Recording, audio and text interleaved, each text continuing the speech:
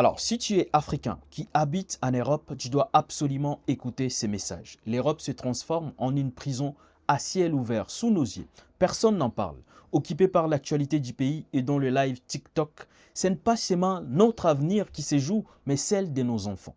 Donc, écoute cette vidéo attentivement. C'est un quart d'heure de ta vie, mais ça peut te sauver la vie. Ça peut t'aider à te préparer. Entre aujourd'hui et 2028, 5 textes de loi vont entrer en vigueur en Union européenne.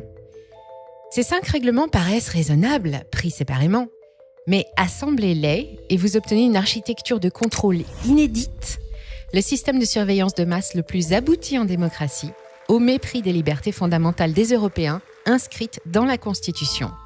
Ce ne sont ni des projets, ni des débats, ni des idées en l'air, ni même des théories eurosceptiques. Je vais vous parler de textes votés, signés et avec un calendrier fixé. Et quand ils seront tous en place, votre cash sera traqué, vos messages privés pourront être scannés, votre identité, vos comptes bancaires, votre santé, vos assurances et votre permis de conduire seront centralisés dans un portefeuille numérique d'État. Et la Banque centrale européenne aura les moyens techniques de décider ce que vous avez le droit d'acheter, où et quand, avec son euro numérique. Normalement, tout ça, ce sont des trucs de dictateurs parano à la Kim Jong-un ou Xi Jinping ou peut-être Donald Trump.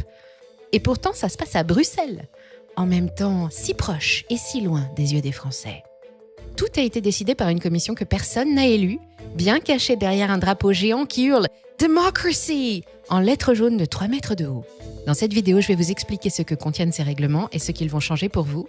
Et vous allez voir aussi qu'en France, ce sera pire qu'ailleurs. En politique, on est vachement balèze. C'est parti pour un bon gros sujet qui fâche, mais respirez un bon coup.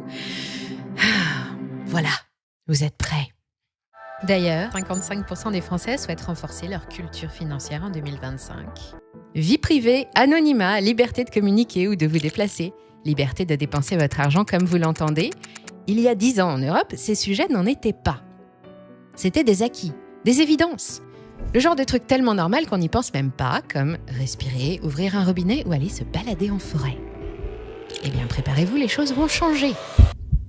On savait l'Union européenne championne en matière de réglementation, et la revoilà dans ce qu'elle sait faire de mieux. Un train de mesure composé de 5 wagons gigantesques, comme autant de verrous en plus sur les libertés individuelles des Européens, pourtant garantis par la Constitution. Le verrou numéro 1 s'appelle le règlement anti-blanchiment, connu sous l'acronyme de AMLR. Il a été voté en mai 2024 et publié au journal officiel un mois plus tard pour, comme son nom l'indique, lutter contre le blanchiment de capitaux et le financement du terrorisme. Rien à redire là-dessus, si ce n'est qu'il va s'appliquer à tout le monde. Ça commencera avec la chasse au cash. Au-dessus de 10 000 €, il sera interdit de payer en liquide dans toute l'Union européenne. Et à partir de 3 000 €, vous devrez fournir vos papiers d'identité. Et n'espérez pas contourner les contrôles avec une crypto-monnaie. Vous connaissez peut-être Monero, c'est une crypto conçue pour être totalement intraçable. Alors que chaque transaction Bitcoin reste visible pour les autres utilisateurs, Monero efface les pistes. Il y en a d'autres comme elle. Mais avec l'AMLR, ce type de crypto-monnaie sera tout simplement interdit sur les plateformes européennes, comme Binance et Coinbase, qui l'ont déjà supprimé. À partir du 10 juillet 2027, vous ne les trouverez plus non plus sur Kraken. Le règlement prévoit aussi, à la même date, que chaque échange avec une plateforme régulée soit identifié. Si vous stockez vos cryptos localement sur votre téléphone ou sur un boîtier physique, ce qu'on appelle un portefeuille auto-hébergé, fini l'anonymat. Vous devrez déclarer qui vous êtes et d'où vient l'argent pour pouvoir traiter vos opérations. Pour des millions d'utilisateurs en Europe, la crypto a perdu une partie de son ADN. Pour faire appliquer tout ça, il fallait bien une nouvelle autorité. L'AMLA est installée à Francfort depuis juillet 2025 avec 430 employés en cours de recrutement et un début de supervision directe des flux financiers européens prévu en 2028. Et pour rester dans le domaine des paiements, l'euro numérique est entré dans sa phase opérationnelle en octobre 2025. C'est notre deuxième verrou. L'euro numérique est entré dans une nouvelle phase technique en octobre 2025. Si le cadre législatif est adopté en 2026, la BCE pourrait lancer un pilote à partir de mi-2027 en vue d'une première émission potentielle en 2029. La BCE promet une confidentialité équivalente au cash pour les petites transactions, mais dans les faits, la structure même d'une monnaie numérique de banque centrale permet la programmabilité. Cela signifie qu'elle aura techniquement la capacité de tracer chaque transaction, de plafonner vos dépenses ou de limiter l'usage de votre argent à certains produits ou certaines zones géographiques. Elle soutient qu'elle ne le fera pas. Mais l'infrastructure le permettra à tout moment, très facilement et instantanément. Vous aurez beau essayer de vous faire le plus discret possible, ça va devenir de plus en plus compliqué de vivre heureux et caché dans l'Union européenne, avec le troisième verrou, l'identité numérique. Celui-ci a été adopté en mars 2024 et sa mise en place se fait tranquillement. D'ici la fin de l'année, chaque pays européen devra proposer à ses citoyens un portefeuille numérique qui regroupe identité, permis de conduire, compte bancaire, diplôme et données de santé. Oui, les comptes bancaires aussi. Oui. Dès 2027, les banques et les grandes plateformes en ligne seront obligées d'accepter de participer. Adieu vie privée. En France, où on aime faire du zèle, le prototype existe déjà, ça s'appelle France Identité. Et quand je dis adieu vie privée, je ne blague pas. Vous connaissez Chat Control ? Officiellement, le règlement CSAM, adossé au Digital Services Act. Celui-là vise les messageries chiffrées comme WhatsApp, Signal ou Telegram. Les autorités veulent pouvoir analyser vos messages pour détecter des contenus illégaux. Pensez-y la prochaine fois que vous enverrez un sexto. En parallèle, pour protéger les mineurs de tout contenu inapproprié, c'est bien. La vérification d'âge en ligne ouvre la porte à l'identification systématique des internautes. C'est pas bien. Une mesure qui a notamment déclenché la colère des plateformes de streaming érotique. Et au bout de notre train de verrou, le 5e et dernier wagon s'appelle e-évidence et il entrera en application en août prochain. Avant lui, si la police française voulait accéder à vos emails stockés sur un serveur en Irlande, il fallait une commission rogatoire internationale, autrement dit des mois de procédure. Maintenant, une autorité judiciaire d'un pays de l'UE peut réclamer vos données numériques directement au prestataire d'un autre pays. Ça inclut les emails, les messages et l'historique de connexion. Et la procédure passe de plusieurs mois à quelques jours. Mais la locomotive qui tire les 5 wagons porte aussi un nom, Protect EU. Mais pas un 6e règlement à proprement parler, c'est la stratégie de sécurité intérieure de l'UE jusqu'en 2030, présentée par la Commission le 1er avril 2025. Elle prévoit par exemple de permettre aux forces de l'ordre d'accéder aux données chiffrées via des backdoors dans WhatsApp, Signal ou iMessage, ce que les sociétés concernées refusent avec fermeté. Signal a déjà menacé de quitter les pays qui voudraient l'imposer et Apple s'est d'ailleurs accroché avec le Royaume-Uni sur le même sujet.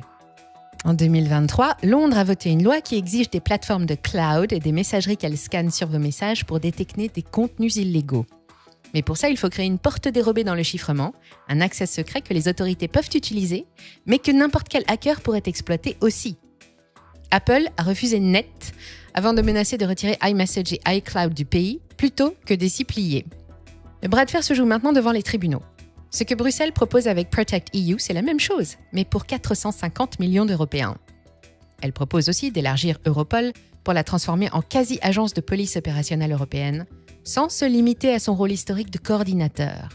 Et les services de renseignement des États membres vont partager systématiquement leurs informations via un hub centralisé. Enfin, les VPN qui permettent aujourd'hui de naviguer librement et incognito sont vus comme un obstacle aux enquêtes ou un moyen de contourner les lois, et la question de leur interdiction revient régulièrement dans les débats. Mais pas d'inquiétude, messieurs, dames, tout ça, c'est pour votre sécurité. Plus de sécurité, ça vaut bien un peu moins de liberté, vous ne croyez pas ? Eh ben non, on n'y croit pas. Benjamin Franklin n'y croyait déjà pas il y a 270 ans environ, quand il a lâché une phrase qui depuis est passée à la postérité. Ceux qui renoncent à la liberté essentielle pour acheter un peu de sécurité ne méritent ni l'une ni l'autre. Les observateurs s'inquiètent de la sécurisation normalisée de l'Union, que personne n'a réellement demandé, quand on sait vraiment comment ça va se passer. Les délinquants utiliseront des outils tiers avec un chiffrement solide, et c'est le citoyen lambda qui sera le plus surveillé. Alors la question se pose, et qui revient comme une rage de dents mal soignée. Qui a décidé ça ? La Commission européenne qui a conçu et porté ces 5 textes et qui pilote Protect EU n'est pas élue par les citoyens. Vous n'avez jamais glissé un bulletin pour choisir Ursula von der Leyen. Elle est nommée. Le Parlement européen, lui, est élu, mais il ne peut pas proposer de loi. Il réagit à ce que la Commission lui envoie. D'un côté, des gens qui décident et qui ne rendent de compte à personne, et de l'autre, les gens qui doivent rendre des comptes et qui ne décident de rien. C'est l'argument numéro 1 des eurosceptiques et des déçus du modèle européen actuel. La démocratie si chère à l'Union européenne repose sur des piliers comme la sanction par les urnes, mais impossible en ce qui concerne la Commission européenne et encore moins sa présidence. Le respect des libertés fondamentales est inscrit dans la Charte européenne, vie privée, protection des données, liberté de communication, d'expression et de déplacement ou propriété privée. Or, elles se font grignoter texte après texte au nom de la sécurité et de la lutte contre le terrorisme sans qu'on vous ait demandé votre avis. Si vous pensez que Bruxelles exagère, cliquez sur j'aime et restez encore un peu, le pire est à venir. Attendez de voir ce qui se fait déjà en France. Chez nous, on aime montrer l'exemple et nos gouvernants n'ont pas attendu l'Europe pour serrer la vis.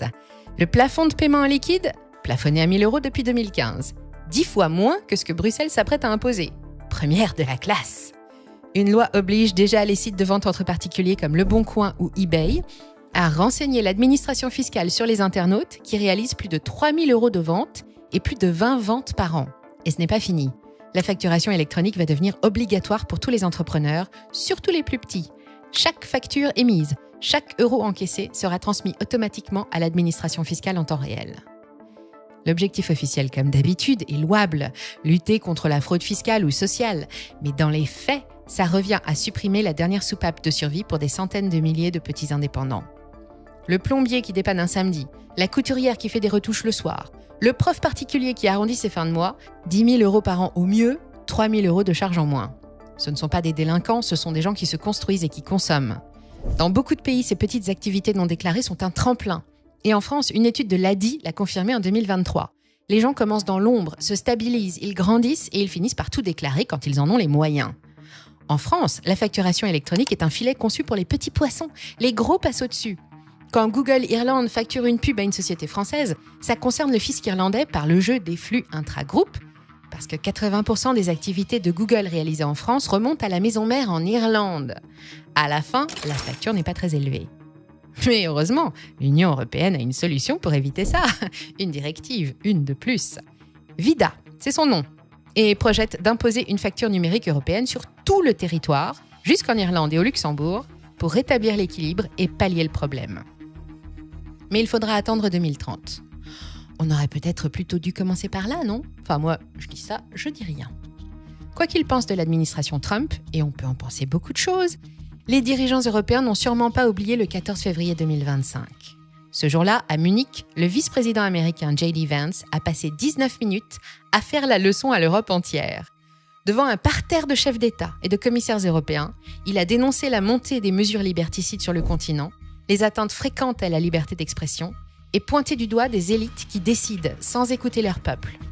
But when we see European courts canceling elections and senior officials threatening to cancel others, we ought to ask whether we're holding ourselves to an appropriately high standard. Moment embarrassant, dans la salle, personne n'a applaudi. Les dirigeants européens ont bien réagi dans les jours suivants pour dénoncer l'ingérence américaine.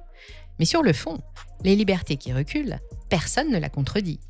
Un sermon en direct devant les intéressés pendant 19 minutes, on peut trouver ça gonflé, venant d'un pays qui n'est pas exempt de reproches. Mais sur le fond, les 5 textes que je vous ai présentés lui ont donné quelques arguments.